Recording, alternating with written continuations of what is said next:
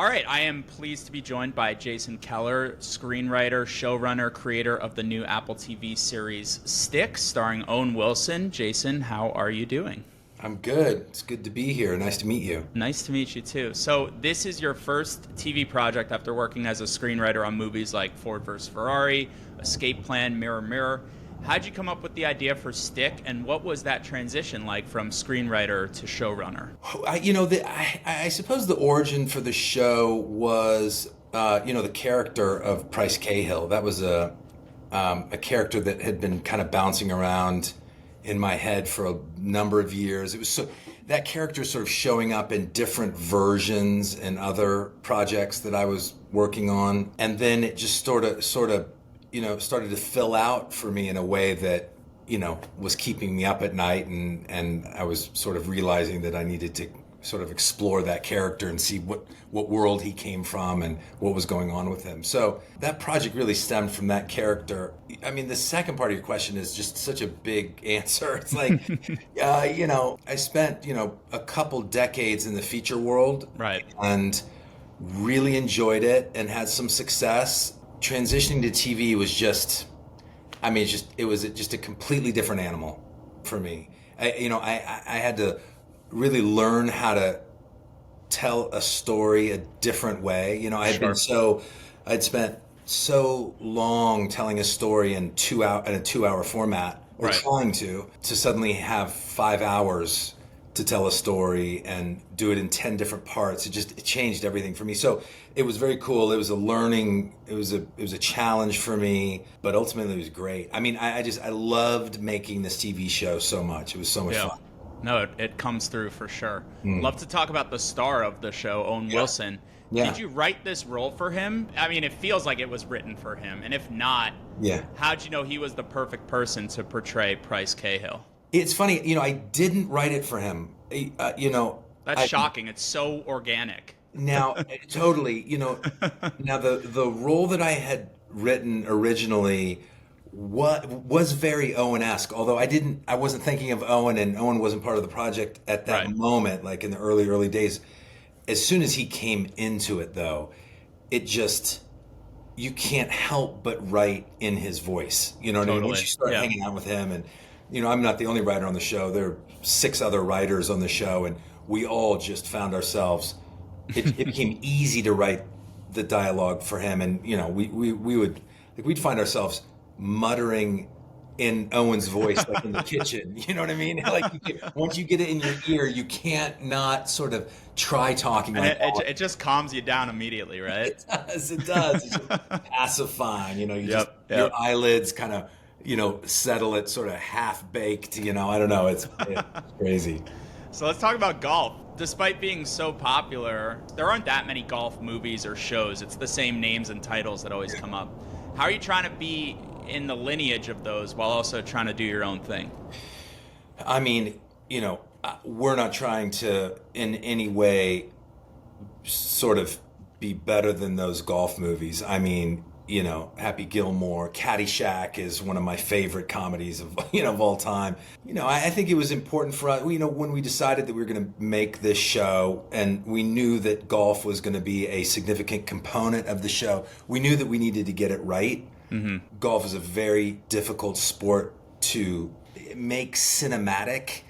It's a very difficult sport to shoot from a production standpoint. Just the logistics of shooting golf on a golf course is extremely hard. Gotta hide the microphones, right? Yeah, you have to hide the microphones. And the thing we didn't really realize, and we had such a smart, Kathy Gilroy was our line producer up in Vancouver, and she did a great job. We didn't realize the time it took to move from one shot on the 7th hole to another shot just one hole over. This is from just moving this army. 250 yards took 4 hours. I mean, it just really it was a learning curve for us, the golf part of it. Oh, it came out great. Yeah. I'd love to know, what you would like people to know about golf that maybe is a misconception or stereotype about the sport that you're trying to debunk in Stick.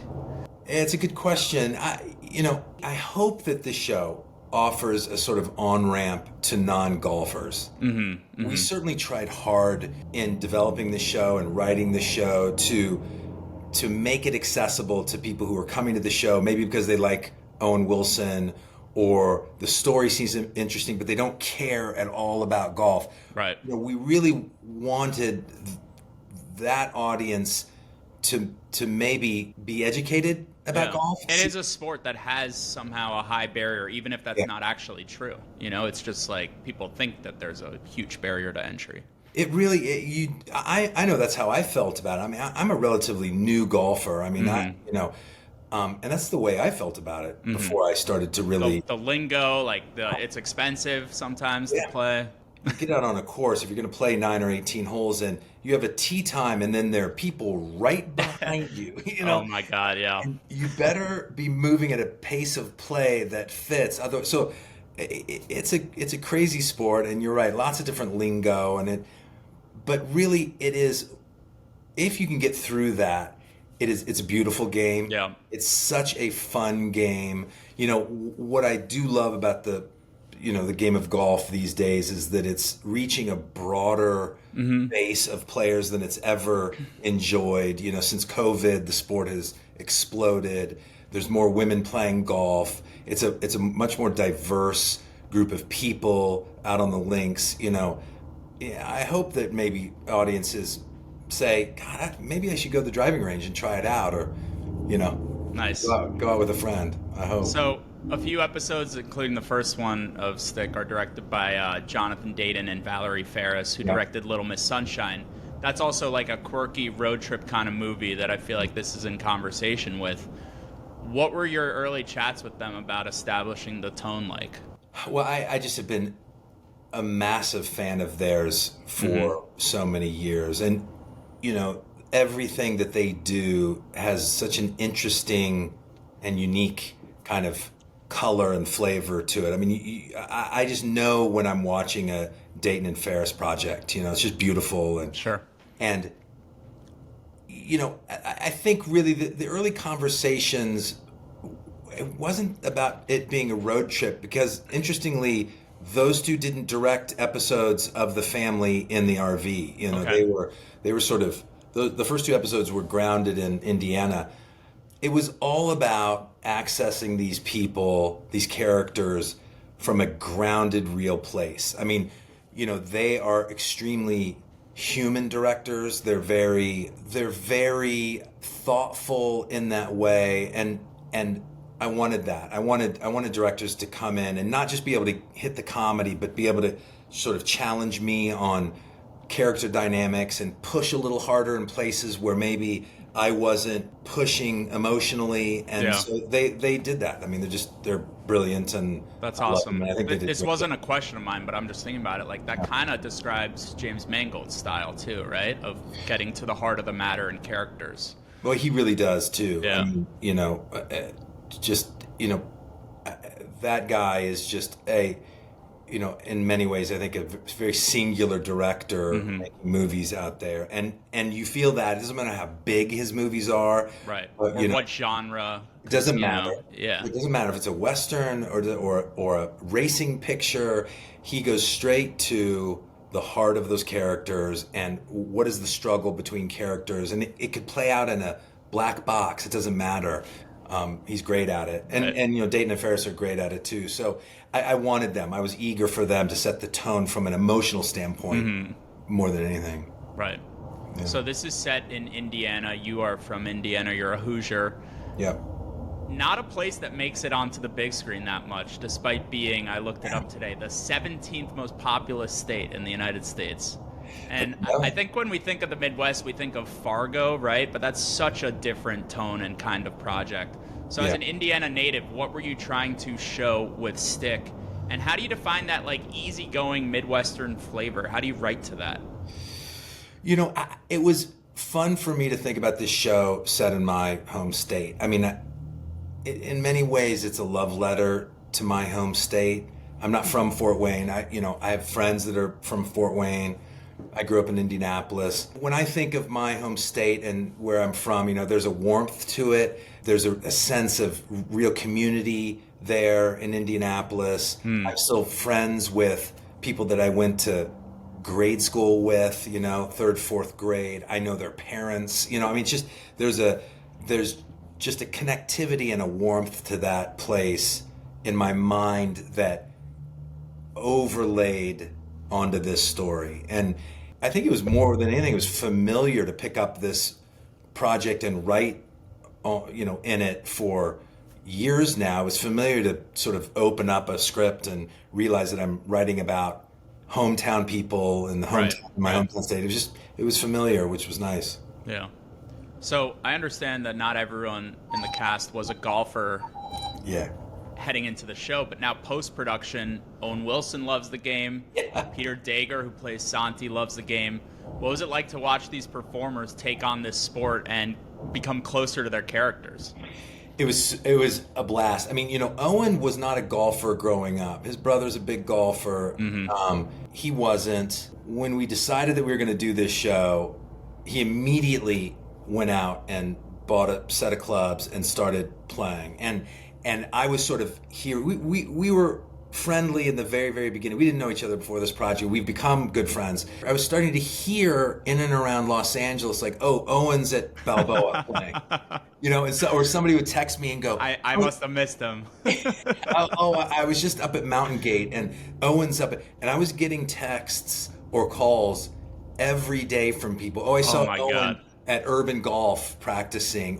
So he was every single day he was, you know, playing. He was working with a coach and just became obsessed with it. And you know, I played with him 2 weeks ago. He's become a very good golfer. He looks so svelte too. Like he looks like he's in fit shape.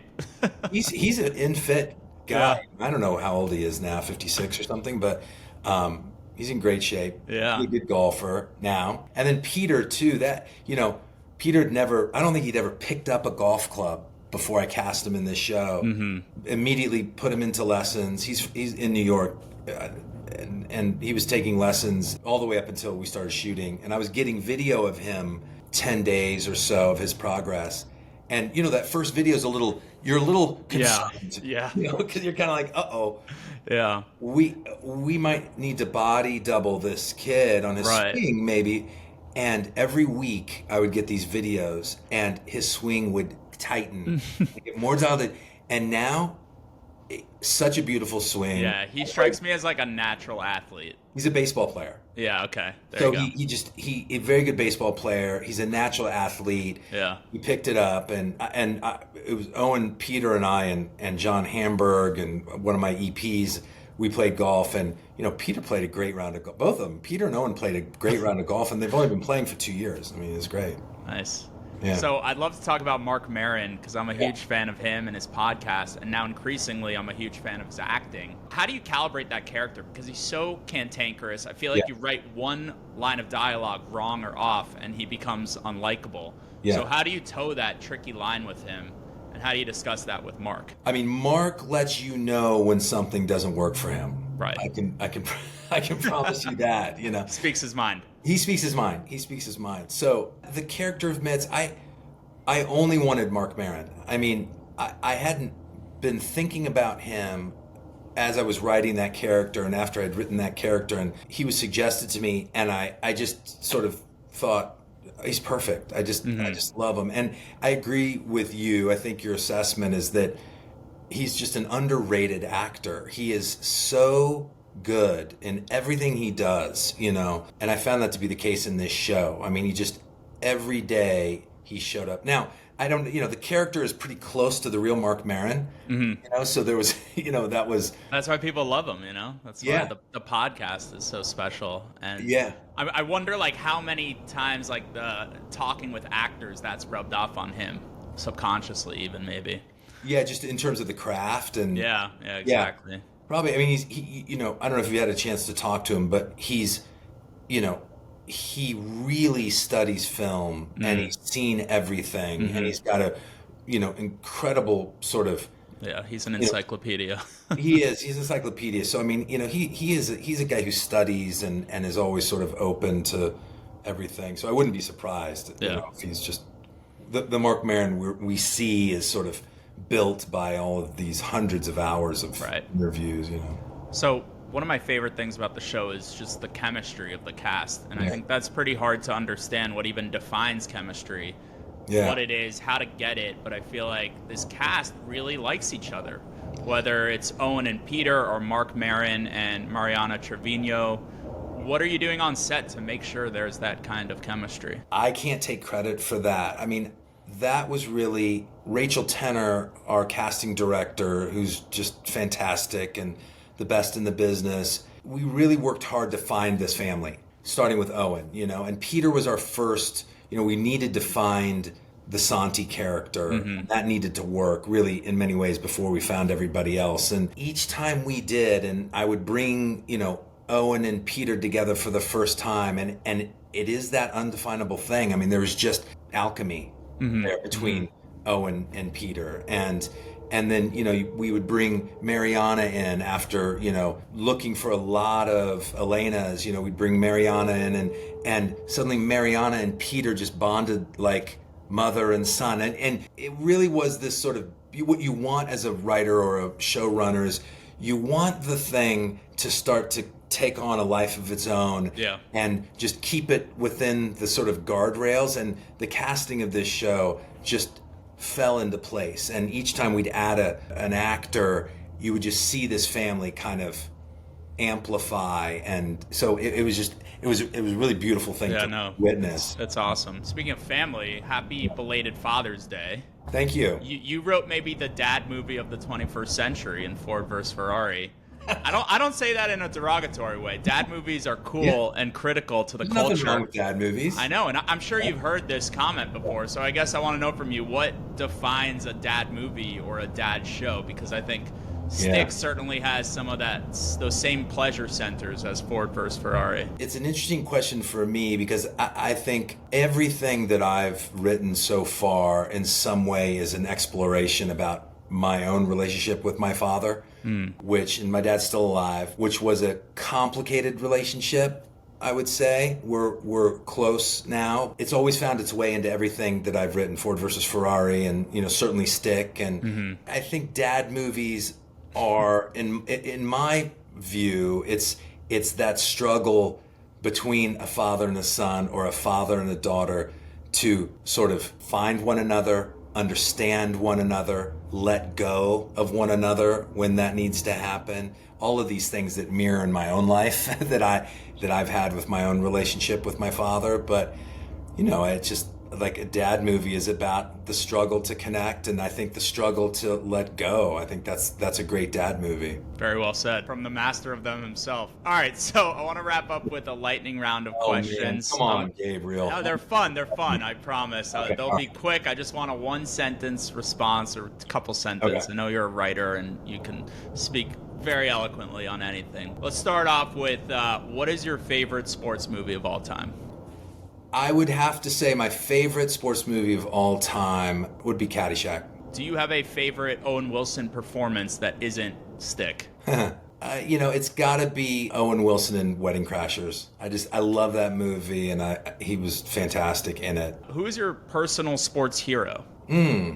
That's a good question. Here's my answer, and this is the thinking behind it. It's Mike Tyson, because I admire who that man has become in his later years, and the self-consciousness that he's achieved and self-awareness, and what he's talking about in terms of virtue and the mistakes he's made. And I admire that guy so much for just where he started and where he's arrived. He's pretty remarkable. Yeah, you don't see that often, do you? No, you don't. All right, what is your favorite shot in golf? Like, describe your perfect most shot. Are you talking about me as a golfer? Yeah. I'm not good at golf, but I'll tell you this. I am starting to feel comfortable with my wedges. Like, I have a 56-degree wedge that when I have to pull that out of the bag, that's the most confident I feel on a golf course, which is rare. I don't have a lot of confidence on the golf course, but that's when I feel good. Ready to open it up to a 52? Is that the next step? I can do it. Yeah. Okay. What club, this is a perfect segue, what club are you absolutely terrible at hitting? This is an easy one, is my driver. Okay. I'm in a terrible relationship with my driver. We don't understand one another. I'm trying to figure it out. I wish you guys all the luck. And Thanks. when you figure it out, I'll send a gift basket or something. Thank you. So when you start to spiral on the golf course, how do you, Jason Keller, get back to your happy place and stay sane? I mean, I'm going to answer that question seriously. I mean, that is the one thing about golf that I love, which is that moment when you just deconstruct, on a golf course, and it happens so often with me. And the idea that the only thing that I can control is my reaction to what I just did, and I can either pound the turf with my driver, or I can adjust and try and take a mulligan and hit it again differently. But that's what I try and do. I literally try and say, wait a second, how are you reacting to this moment of self-destruction, and I can choose how I'm going to react. It's an extremely reflective, self-reflective game. It really is. You need a lot of mental fortitude. You do. Yeah. But it's fun. What is a comp or inspiration for stick that might surprise people? I think All in the Family. Although maybe that wouldn't surprise people. People maybe don't even remember that show, most of your audience. But do you know that show? I do. But it's before my time, but I do know it. It's before your time, and it was honestly kind of before my time too, but just a show ahead of its time, just this beautiful, broken, colorful family of, just eccentric, wonderful, characters, and that show probably is a distant inspiration for this show, for Stick. That's awesome. Yeah. So, is it true that Owen Wilson beat his brother Luke Wilson in golf recently? And what can you say about that story? I heard that. Oh, I don't know. I don't know that story. Is that being... I read that, yeah. Really? Yeah. I'll have to ask him. Owen actually just texted me before we... Is Owen a modest guy? I feel like maybe he wouldn't, go shouting that out. But you beat your brother, that's a big deal, I think. Very modest guy. Those guys, he's a very modest, person. I would be surprised if he was sort of shouting that from the mountaintop, although the two of them are so competitive that if he did beat him, he would let people know, I'm sure. I mean, I'm sure he would have leaked it. He would have leaked it. All right, last couple questions. Yeah. Are there plans for Stick Season 2? Can you share anything about that? I mean, I'm certainly thinking about it just because I can't help but think about it and make notes. There's no official plans for it. We hope that it does well, and we hope that we get a nod for Season 2. We'd be ready to go if we get that nod. Yeah. Just getting in the TV programming weeds, I love that it's out right now in June. It's just such a great summer series. I hope so. I mean, we really wanted it to be a feel-good summertime show. It feels like a summer show. So I'm glad you feel that way about it. Last question. Will your hometown Pacers beat the Oklahoma City Thunder and take home the NBA championship? I mean, I'm wearing yellow for you today. Thank you, Gabriel. Let's see, it's 2:30. I'm in Susanville, California, in a Comfort Inn hotel. And at 5:30, I'm driving to some sports bar somewhere in this town, and I'm going to watch the Pacers win tonight. And I couldn't have more anticipation than I have. Your lips to the basketball god's ears. Jason, thank you so much. This was a lot of fun, and I'm just having such a great time with the series. So thank you for making it. I'm glad you enjoy it. It's great to talk to you. Okay. Thank you. See ya.